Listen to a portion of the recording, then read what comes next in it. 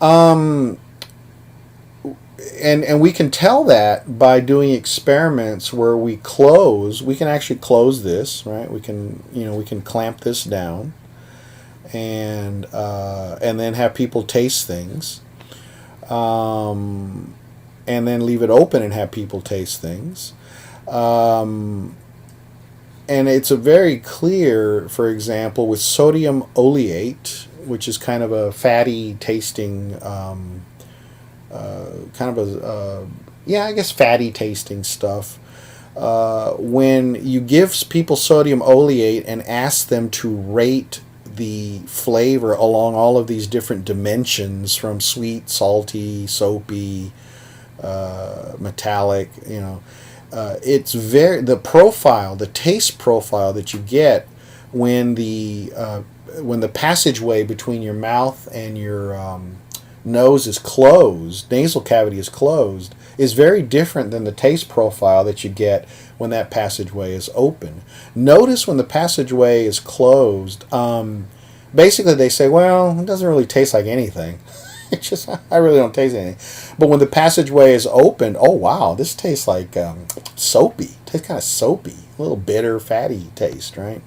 Ferrous sulfate. Ferrous means iron, right? So this is going to taste kind of like metallic. And sure enough, when your connection between your nasal cavity and oral cavity is closed, it's kind of tasteless. But when it's open, oh man, you get that metallic flavoring very strongly. Look at the profile for MSG, though. It's really interesting that MSG, by itself, MSG is salty. Monosodium glutamate, it tastes salty. And it tastes the same whether the opening between your oral and nasal cavities is closed or open. Notice that the flavor profile is pretty much identical, which tells us that MSG, the perception of the taste of MSG really doesn't depend on smell, which is why it's used as a flavor enhancer, because we don't really smell it until it hits our mouth. And that perception and that we don't smell it till it hits our mouth gives us that sort of extra flavor perception. That's why MSG is used as a flavor enhancer. So the taste and olfaction system are not only connected anatomically in the mouth and the nasal cavity, they also meet in the nervous system. The responses from the taste and smell are combined in the orbital frontal cortex, that little part of the brain that's right here. Both of those areas, both the olfactory and the taste area, send input to the orbital frontal cortex.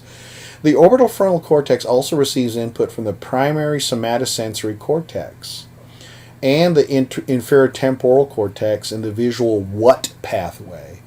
So not only is this OFC, orbital frontal cortex, getting the actual like raw taste and smell data, it's also getting data on how something feels in the mouth, the somatosensory cortex, and what it is that you're eating, what you're expecting to eat, or what it is that you're eating, what identified what you've eaten.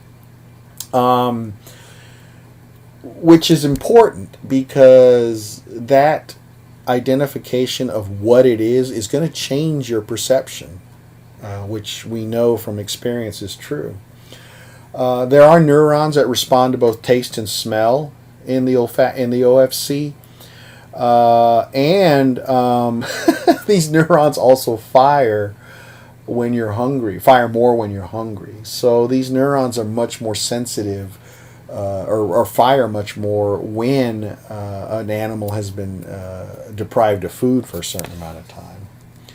So we know, and you know from experience, that things taste different when you're hungry as opposed to when you're not hungry. Things tend to taste better when you're hungry than when you're not hungry. So here is a more complex drawing of the one that we saw earlier that gives a very, very high level overview of some of the parts of the central nervous system that are involved in the perception of flavor. So we have the tongue working together with the nose, tongue and the olfactory mucosa. So of course we know now that the tongue feeds to the NST, goes to the thalamus, goes to the insula, and then from there goes to the insula talks to the olfactory bulb, the insula talks to the OFC, and the insula talks to the amygdala. The olfactory bulb, we know the basic pattern: olfactory bulb, piriform cortex, OFC. But the OFC also communicates with the hypothalamus and with the amygdala. So all of these different areas work together to give us ultimately this perception of flavor. Flavor is very heavily well, I don't want to say very. It's heavily influenced by expectations, and we know this. If you've ever trained as a chef, one of the things that chefs learn is that the presentation of food is as important as the ingredients of the food that you're making. We're going to perceive something as tasting different if it's plated beautifully. Real pretty, right? It's going to taste differently than if it was just put into a styrofoam box. Plassmann did a wonderful experiment, judging the taste pleasantness of wine, or basically people were fooled. Whenever you put a very expensive label on a bottle of wine, they perceived that wine as being much more pleasant. So you could take a bottle of Boone's Farm cheap wine and put an expensive label on there, and some people might think that it's expensive wine. Here's some of the data, right? So the pleasantness rating, how pleasant this wine is. If there's no price attached to the wine, if it was just two different wines and there was no price attached, it's about the same.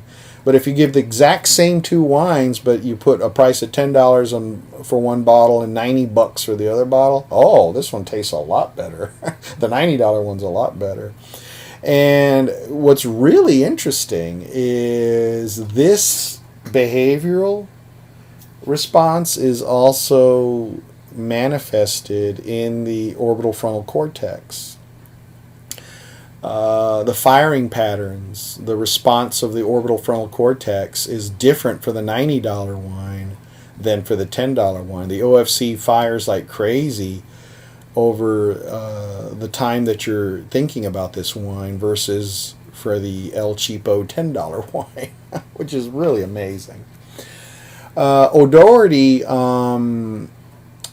showed that the pleasantness of a food-related odor and the brain's response to an odor can be influenced by satiety. Satiety is a fancy word for basically how full you are. And we know this, right? It's one of the things you always hear about shopping for food is don't go shopping when you're hungry. Because when you walk into a modern grocery store nowadays, especially a fancy grocery store, you go into a Whole Foods or a Central Market, and you're immediately accosted with smells. And they do that on purpose. They do that to get you to buy more product. And the smells you're accosted with are very good. You smell fresh bread and fresh coffee and fresh vegetables. You can smell them.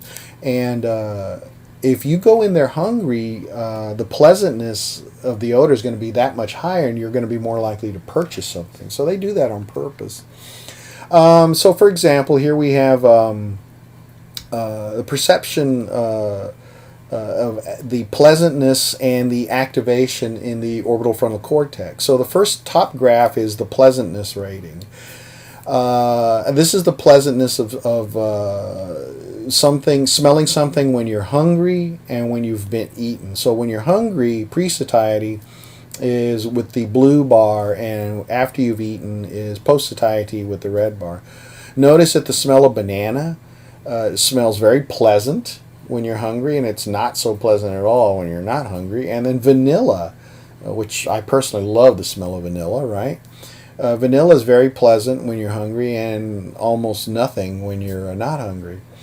And interestingly, this pattern is reflected in the OFC. Notice that in the activation in the orbital frontal cortex in the bottom graph, very high activation when you're hungry for banana, very low activation when you're not hungry for banana. And similarly, you get a little bit higher activation for vanilla post satiety, and the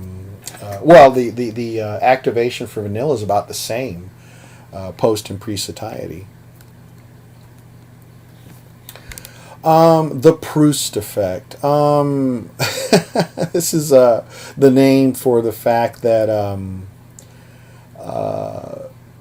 smells can smells and taste can unlock memories. If you've ever had a relationship with somebody who wore a particular perfume or cologne, you know that whenever you smell that cologne or perfume, you know, boy, those memories really come back. If you've ever, if you've ever traveled a lot overseas and had different foods, you can relive those memories of those trips by having those same foods. It's a very powerful release of emotions and memories that we get induced by smells. It's something that happens to us constantly. Certain smells are different. Certain smells release certain memories and emotions in certain people, right? Depending on your experience. The question we want to know is, do newborn babies perceive odors and tastes, or at what point do they perceive odors and taste? Steiner found that newborns can smell and discriminate between different olfactory stimuli. So newborn babies can tell the difference between different smells. Newborns can also seem to be able to tell the difference between sweet, sour, and bitter stimuli. So they're able to do that. Another person named Manella used a combination of carrot juice and water to study infant preferences, so different concentrations of carrot juice.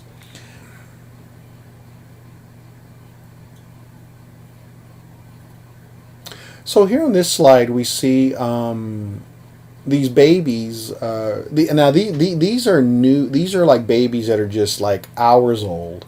And they're tested with different smells, and they're tested prior to being fed. So if you've ever had a baby, right? They take the baby after the baby's born. They'll take it and they test it real quick and make sure it's okay. They test his blood and everything. So after a baby's born, it's usually a few hours before they get fed.